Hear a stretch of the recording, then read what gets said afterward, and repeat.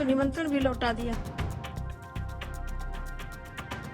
कितनी ओछी राजनीति, यानी उस रामलला में भी इनको राजनीति दिखाई पड़ रही थी कि हम जाएंगे तो एक वर्ग खिसक जाएगा। माननीय प्रधानमंत्री जी का विजन आध्यात्मिक भी हमारा सुरक्षित रहे और राष्ट्र भी सुरक्षित रहे, सार्वभौमिक दृष्टि से माननीय प्रधानमंत्री जी ने काम किया। आस्था के केंद्र बिंदु को राजनीतिक से नहीं जोड़े विपक्ष तो ज्यादा अच्छा रहेगा। प्रधानमंत्री जी ने उन गरीबों की तरफ ध्यान दिया जिन गरीबों की तरफ कभी सरकारों ने ध्यान नहीं दिया था।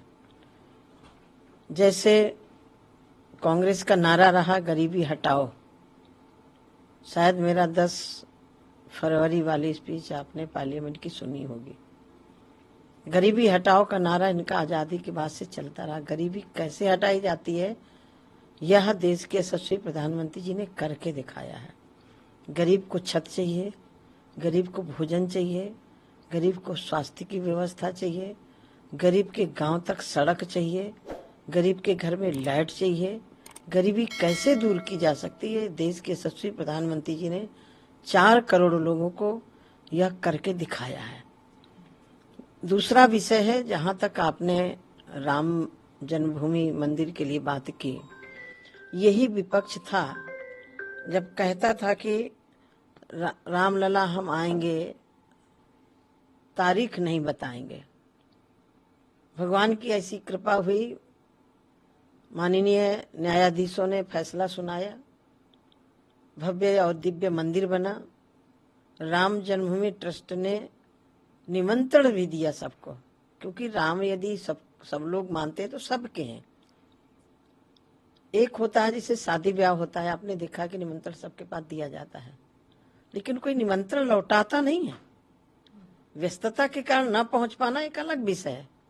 वो कहेगा भाई समय मिलेगा तो मैं जरूर आऊंगा, लेकिन इन्होंने तो निमंत्रण भी लौटा दिया।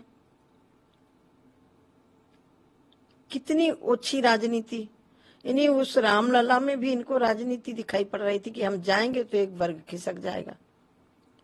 तो ये तो राम मंदिर की बात करने के हकदार ही नहीं है, कहीं से भी नहीं है, किसी कोने से भी हकदार नहीं है। मैं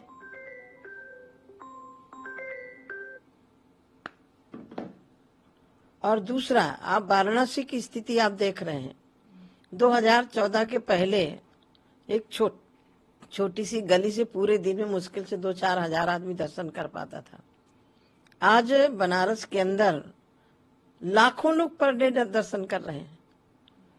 तो ये जो माननीय प्रधानमंत्री जी का विजन आध्यात्मिक भी हमारा सुरक्षित रहे और राष्ट्र भी सुरक्षित रहे, सार्वभौमिक दृष्टि से माननीय प्रधानमंत्री जी ने काम किया है।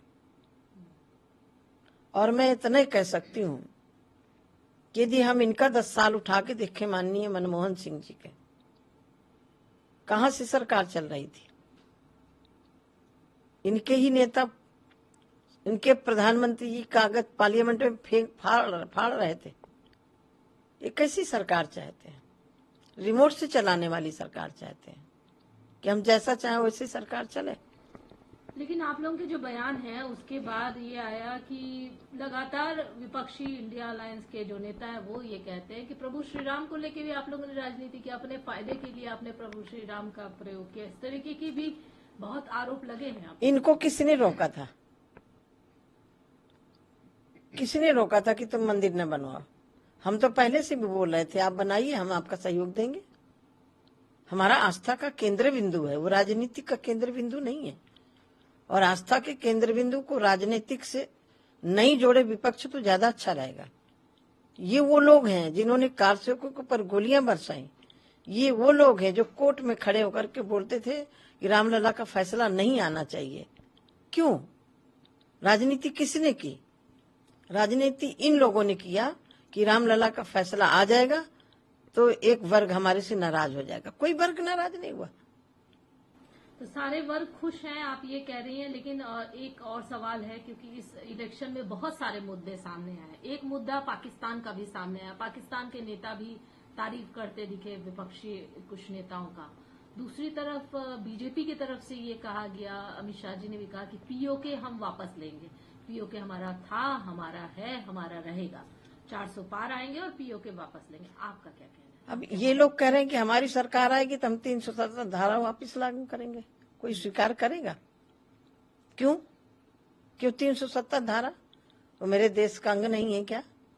वो तो मेरा, जैसे शरीर के पूरे अंग होते हैं वो मुकुट है। इन लोगों की सोच मुझे लग रहा है कि तरस आता है कि किस सोच में जी रहे हैं, कहाँ खड़े हैं। शायद मुझे लग रहा है जिस तरह से माननीय प्रधानमंत्री जी ने सीमाओं को कंट्रोल किया, कंट्रोल ही नहीं किया बल्कि सेना को पूरी छूट दी कि हमारी सीमा पर कोई घुस के मारे तो उसको उसके घर में घुस के मारो।